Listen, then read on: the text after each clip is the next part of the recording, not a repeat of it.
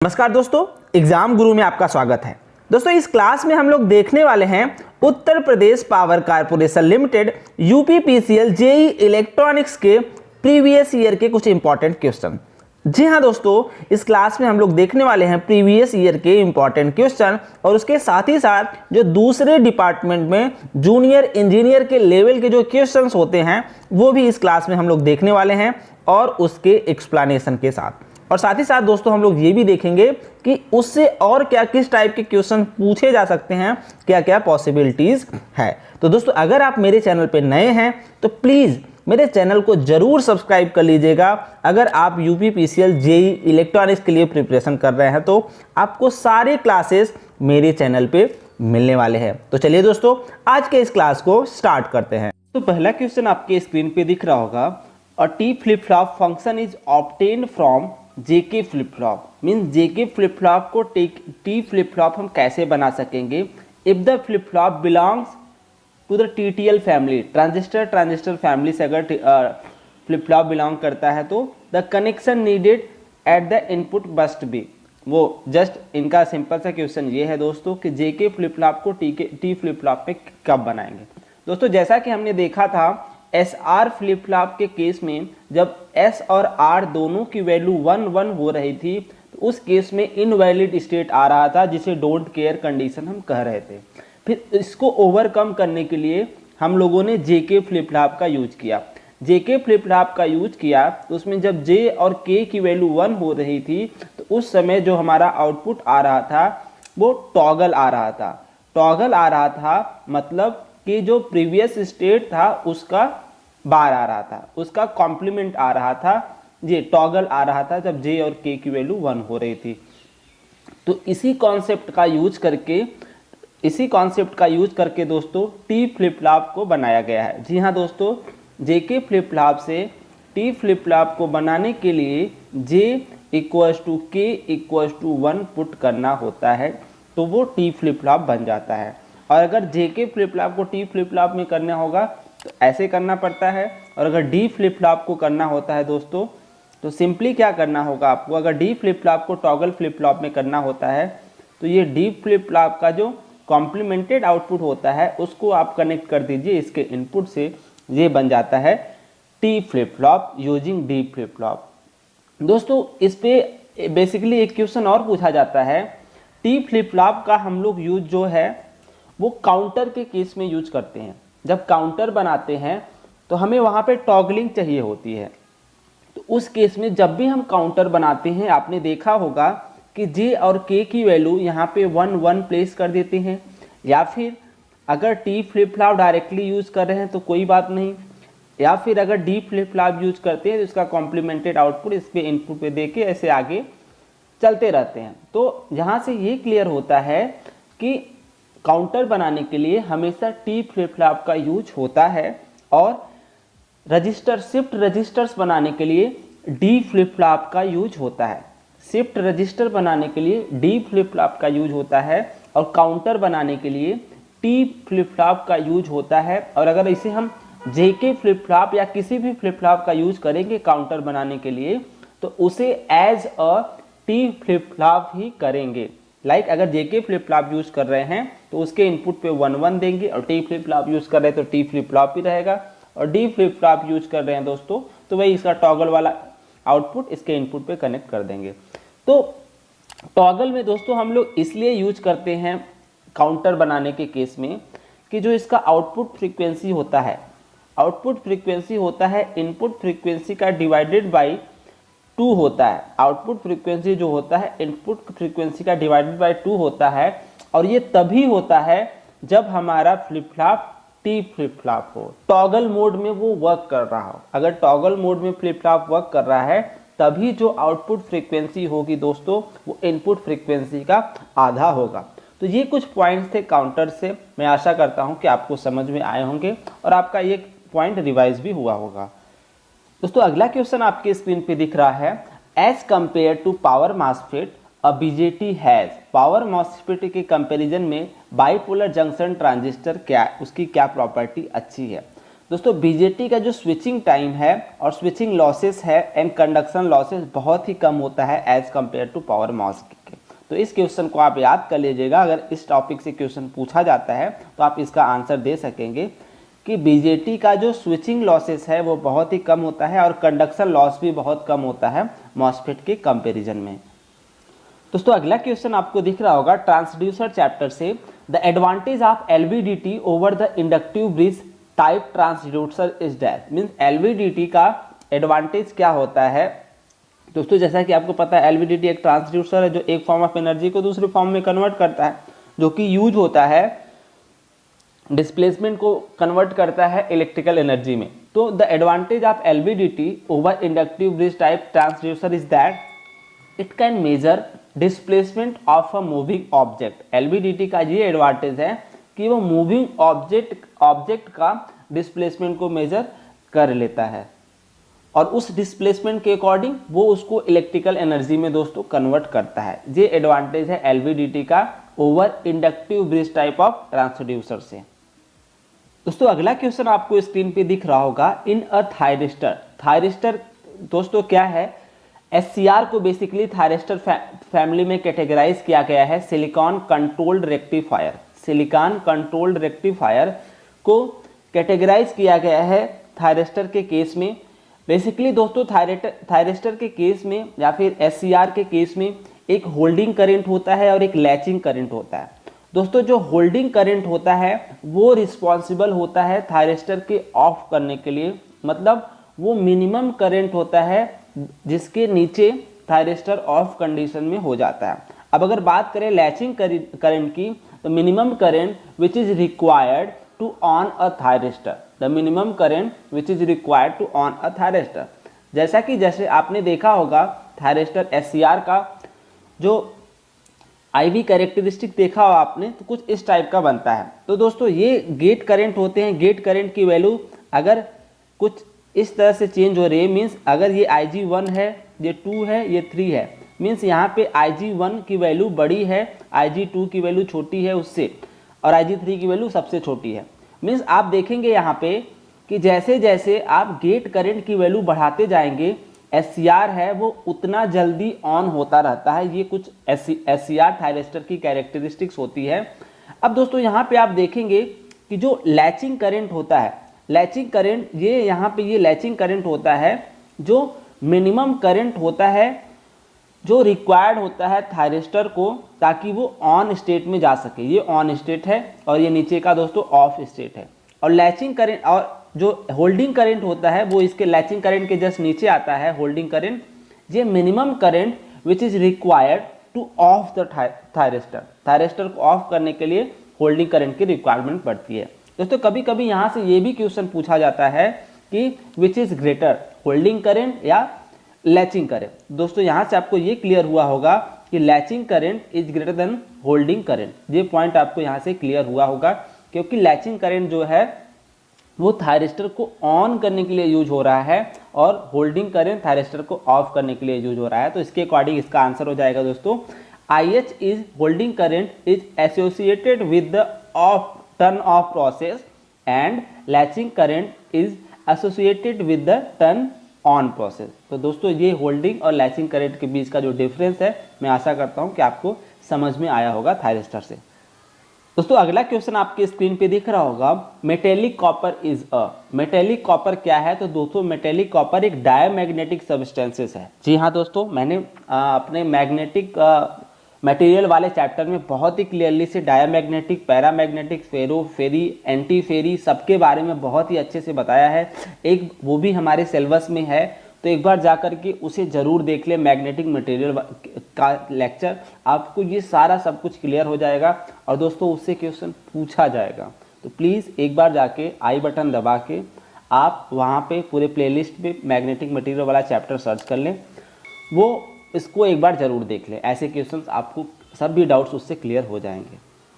दोस्तों अगला क्वेश्चन है, the number of 16x1 multiplexer required to construct 64x1 multiplexer. दोस्तों इसका आंसर मैंने आप लोगों को बताया था, कैसे सॉल्व किया जाता है वो भी बताया था। चलिए दोस्तों देख लेते हैं फिर से और आपका कॉन्सेप्ट भी रिवाइज हो जाएगा। अब दोस्तों हमें 64x1 मल्टीप्लेक्सर बनाना है यूजिंग 16x1 मल्टीप्लेक्सर से।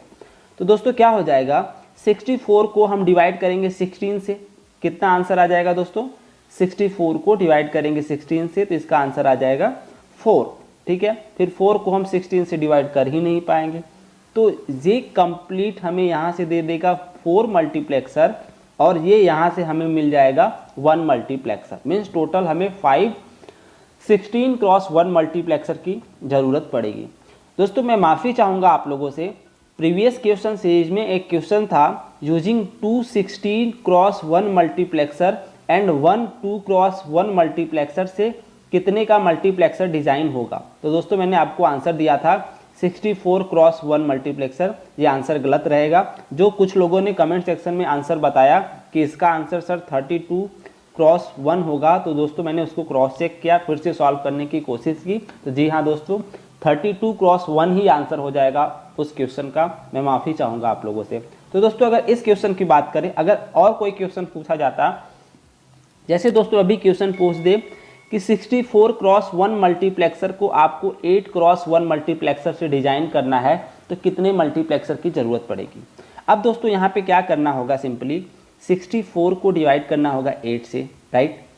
फिर कितना आंसर आ जाएगा, 8 आ जाएगा। ठीक है, फिर इस 8 को आप 8 से डिवाइड कर देंगे, राइट। ये जितने मल्टीप्लेक्सर से हमें बनाना होता है उसी से यहाँ पे डिवाइड करते हैं, राइट। अब क्या होगा, इसकी वैल्यू कितनी आ जाएगी, 8 8 जा, ठीक है, ये 8 8 जा हो गया, प्लस इस यहाँ से निकल गया 1, यहाँ से निकल गया 8, मीन्स टोटल 9 मल्टीप्लेक्सर की ज़रूरत पड़ेगी। मीन्स 9 8x1 मल्टीप्लेक्सर से आप एक 16x1 मल्टीप्लेक्सर का डिजाइनिंग कर सकेंगे। अब दोस्तों एक कॉन्सेप्ट और, अगर 64x1 मल्टीप्लेक्सर को 4x1 से डिजाइन करना हुआ तो कितने मल्टीप्लेक्सर की ज़रूरत पड़ेगी। सिंपल सा कॉन्सेप्ट है, इसे आप समझ लीजिए। 64 को डिवाइड करेंगे पहले 4 से, ठीक है, कितना आंसर आ जाएगा, इसका आंसर आ जाएगा 4 1 जा 4, 4 8 जा,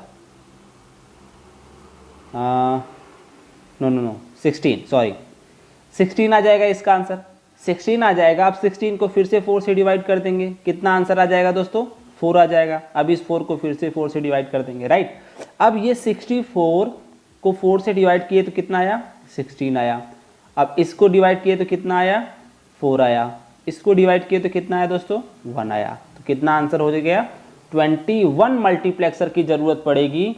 21 4x1 मल्टीप्लेक्सर की ज़रूरत पड़ेगी 16x1 मल्टीप्लेक्सर बनाने के लिए। एक कॉन्सेप्ट और, अगर 64x1 मल्टीप्लेक्सर को 2x1 मल्टीप्लेक्सर डिज़ाइन करना होगा दोस्तों, तो इसका आंसर अगर आपको पता हो गया होगा, आपने मेरा लेक्चर देखा होगा, तो प्लीज़ इसका आंसर ज़रूर दीजिएगा। मैं थोड़ा सा हिंट देना चाहूँगा, बस एक सब्ट्रैक्ट कर देते हैं। कहाँ से सब्ट्रैक्ट करते हैं, आपको जहाँ से भी सब्ट्रैक्ट करना है आप उसका आंसर हमें कमेंट सेक्शन में ज़रूर बताएं। अगर आपको समझ में आ गया होगा कि 64x1 मल्टीप्लेक्सर को यूजिंग 2x1 मल्टीप्लेक्सर बनाना है तो कितने 2x1 मल्टीप्लेक्सर की ज़रूरत पड़ेगी। प्लीज़ दोस्तों अगर आपको समझ में कॉन्सेप्ट आया होगा तो आप इसका आंसर ज़रूर देंगे। दोस्तों ये क्वेश्चन काफ़ी इंपॉर्टेंट है और बहुत बार एग्जामिनेशन में पूछा गया है, क्योंकि यही एक ट्रांसड्यूसर है जो इन्वर्स ट्रांसड्यूसर है। इन्वर्स ट्रांसड्यूसर का मतलब दोस्तों ये होता है कि अगर हम जैसे हम इलेक्ट्रिकल एनर्जी को इससे मैकेनिकल एनर्जी में कन्वर्ट कर रहे हैं, अगर इस ट्रांसड्यूसर पे हम इलेक्ट्रिकल एनर्जी भी दे रहे हैं तो ये मैकेनिकल में कन्वर्ट कर रहा है, तो अगर इस पर मैकेनिकल भी दे तो क्या ये इलेक्ट्रिकल में कन्वर्ट करेगा। हाँ, ऐसे जो ट्रांसड्यूसर जो कन्वर्ट करते हैं उसे इन्वर्स ट्रांसड्यूसर बोलते हैं। जैसे कि piezo electric crystal, piezo electric crystal में दोस्तों क्या होता है, जब आप इस पर मैकेनिकल एनर्जी देंगे, लाइक इसे प्रेस करेंगे, तो ये इलेक्ट्रिकल एनर्जी में, इस पर अगर प्रेशर पड़ता है तो ये इलेक्ट्रिकल एनर्जी में इसको कन्वर्ट करता है, राइट। लेकिन जब इसी पीजो इलेक्ट्रिक क्रिस्टल पे आप इलेक्ट्रिकल एनर्जी देते हैं तो ये वाइब्रेशन, वाइब्रेशन मैकेनिकल एनर्जी में इसको फिर से कन्वर्ट करता है। लाइक आपके डोर बेल्स होंगे, जैसे ही आप इधर बटन प्रेस करते हैं उधर वाइब्रेशंस होने लगते हैं, तो वो पीजो इलेक्ट्रिक क्रिस्टल के कारण ही होते हैं। तो इस टाइप के ट्रांसड्यूसर को दोस्तों इन्वर्स ट्रांसड्यूसर बोलते हैं। प्लीज़ इसको ज़रूर याद रख लीजिएगा। Inverse transducer means what, piezo electric transducer. ये बहुत बार एग्जामिनेशन में पूछा जा चुका है, ये रिपीटेड क्वेश्चन है, तो प्लीज़ ऐसे क्वेश्चंस को तो आप बिल्कुल भी मत छोड़िए। दोस्तों अगला क्वेश्चन आपके स्क्रीन पे है, for a given op-amp CMRR, CMRR means दोस्तों the ability of a op-amp to reject the common mode signal, means common mode rejection ratio. Common mode rejection ratio का मतलब होता है the ability of op-amp to reject the common mode signal. Ideally जो common mode gain होता है ओपेम्प का दोस्तों वो 0 होता है, ठीक है। तो आइडियली 0 होता है, तो वही CMRR मतलब यही होता है कि the ability of op-amp to reject the common mode signal. और अगर CMRR का फॉर्मूला देखें या फिर उसको डिफाइन करें, CMRR is the ratio of differential mode gain to common mode gain, to common mode gain. जैसा कि मैंने बताया आइडियली कॉमन मोड गेन 0 होता है, आइडियली कॉमन मोड 0 होता है, मतलब CMRR इनफाइनाइट होता है आइडियल केस में। दोस्तों ये दोनों पॉइंट जो मैंने बताया ये बहुत बार एग्जामिनेशन में पूछा जा चुका है। ये है ओपेम्प की प्रॉपर्टी, आइडियल प्रॉपर्टी ऑफ ओपेम्प, ठीक है। तो अब यहाँ पे क्वेश्चन में दोस्तों क्या दिया गया है, क्वेश्चन में ये दिया गया है कि CMRR equals to 10 AD differential mode gain upon AC common mode gain. तो यहाँ पे दोस्तों CMRR की वैल्यू दी गई है 10⁵ इक्वल्स टू डिफरेंशियल गेन दिया गया है 10⁵ और AC आपको पूछा है। तो बहुत ही इजी क्वेश्चन है। अब यहाँ से AC आप निकाल लेंगे कितना, AC इक्वल्स टू हो जाएगा 1। तो दोस्तों मैं आशा करता हूँ कि ये क्वेश्चन आपको समझ में आया होगा। बहुत ही बेसिक क्वेश्चन था, ऐसे भी क्वेश्चन पूछे जाते हैं एग्जामिनेशन में। अब दोस्तों ये नॉर्मल CMRR का इक्वेशन है, आप उसमें वैल्यू को पुट करेंगे और आपको आंसर मिल जाएगा। दोस्तों नेक्स्ट क्वेश्चन आपके स्क्रीन पे दिख रहा होगा, which of the following is a ferroelectric material. Ferroelectric material इसमें से कौन सा है। दोस्तों मैं आपको फिर से बोलना चाहूँगा, एक बार आप जाके मैग्नेटिक मटेरियल का क्लास मेरा ज़रूर देखें, उसमें मैंने हर एक फेरो मैग्नेटिक, फेरो इलेक्ट्रिक, इन सब का जो है प्रॉपर्टी के साथ साथ मैंने सब कुछ उसमें बताए हैं, एग्जाम्पल्स भी बताए हैं। तो दोस्तों जो इसका आंसर हो जाएगा, फेरो इलेक्ट्रिक मटेरियल क्या है, बेरियम नाइट्रेट। जैसे दोस्तों फेरो मैग्नेटिक मटेरियल होता है ना, फेरो मैग्नेटिक मटेरियल होता है, सेम मैनर में कुछ प्रॉपर्टी उसकी मैच करती है फेरो इलेक्ट्रिक मटेरियल से। दोस्तों अगला क्वेश्चन आपके स्क्रीन पे दिख रहा होगा, an audio signal of 15 kilohertz is digitized by a 5 bit PCM। 5 bit PCM से डिजिटाइज किया जा रहा है। Number of bit per second required to encode this audio signal will be, मतलब बिट रेट पूछा जा रहा है, यहाँ पे बिट रेट पूछा जा रहा है कि the number of bit per second required to encode this audio signal will be. दोस्तों मैं आप लोगों के लिए जल्द ही कम्युनिकेशन का पूरा फॉर्मूला लेके आने वाला हूँ, क्योंकि कम्युनिकेशन दोस्तों इतना ब्रॉड है कि सबको पढ़ाने में, हर एक पॉइंट को पढ़ाने में थोड़ा सा टाइम ज़्यादा हो जाएगा। तो दोस्तों मैं कोशिश करूँगा कि वो जो फॉर्मूला है, इम्पोर्टेंट फॉर्मूला है, एटलीस्ट मैं वो आप लोगों को बता सकूँ, पढ़ा सकूँ, और उससे किस टाइप के न्यूमेरिकल पूछे जा सकते हैं, जो थ्योरेटिकल क्वेश्चन है साथ साथ उसको भी एक्सप्लेन करूँ। तो दोस्तों मैं जल्दी आप लोगों के लिए वो लेके आऊँगा। तो आज के लिए इस क्वेश्चन का अगर आंसर देखा जाए तो जो बिट एरर रेट होता है दोस्तों, बिट रेट होता है वो बेसिकली 2NFM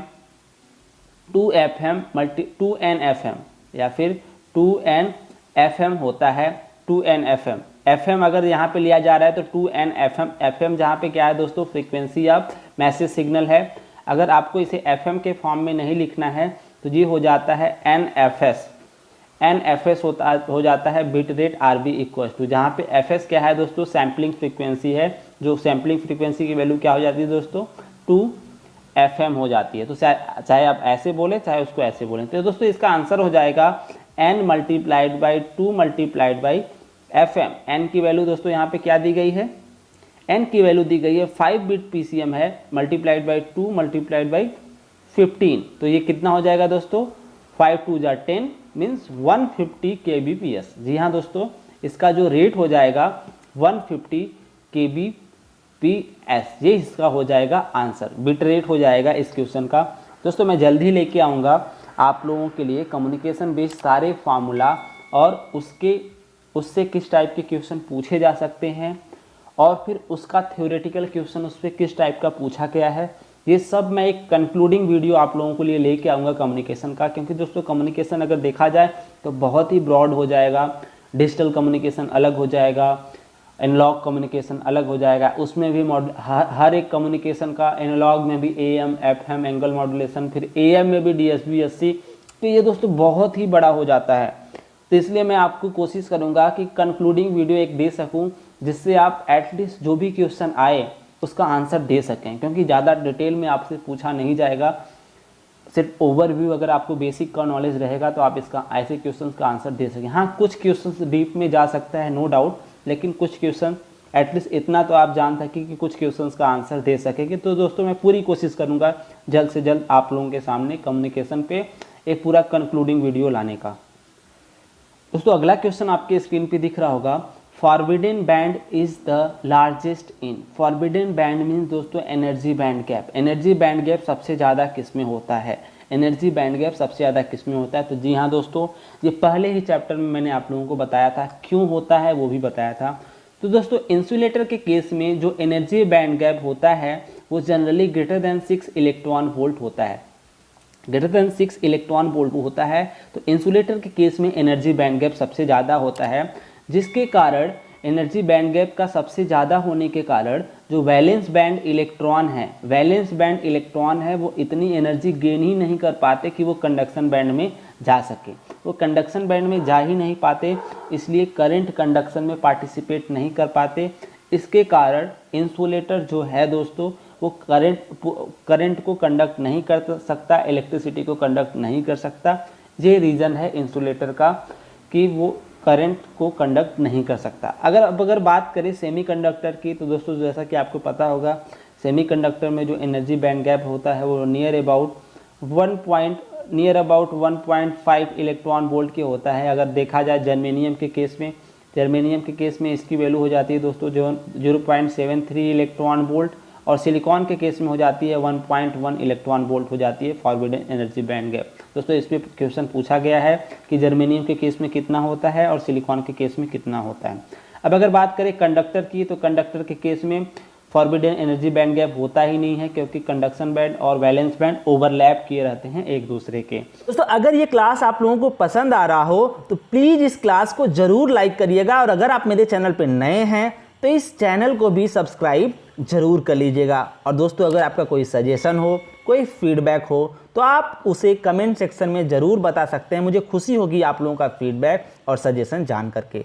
और जैसा कि दोस्तों आप लोगों को भी पता है कि क्लास में अपने मोबाइल के स्क्रीन रिकॉर्डर से बनाता हूं, तो उतना बेटर तरीके से आप लोगों को रिप्रेजेंट नहीं कर पाता, उसके लिए माफ़ी चाहता हूं। लेकिन दोस्तों अगर आप लोग मुझे सपोर्ट करना चाहते हैं ताकि मैं और बेटर तरीके से कुछ टूल्स खरीद सकूं और मैं बेटर तरीके से क्लास को पढ़ा सकूं, क्लास को रिप्रेजेंट कर सकूं, तो दोस्तों मैंने अपना UPI ID डिस्क्रिप्शन में दे दिया है। आप वहां से जा करके आप मुझे सपोर्ट कर सकते हैं ताकि मैं कुछ टूल्स ले सकूं और बेटर तरीके से क्लास को रिप्रेजेंट कर सकूं। दोस्तों ये कंपलसरी नहीं है, अगर आप करना चाहते हैं तो ये कोई भी ऐसा नहीं मैंडेटरी नहीं है। अगर आप करेंगे तो मुझे खुशी होगी और मैं जल्द से जल्द कुछ टूल्स ले सकूँगा और बेटर तरीके से आप लोगों के लिए क्लास लेके आ सकूँगा। तो चलिए दोस्तों मिलते हैं अगले क्लास में, तब तक के लिए अपना और अपनों का ख्याल रखिएगा। धन्यवाद दोस्तों।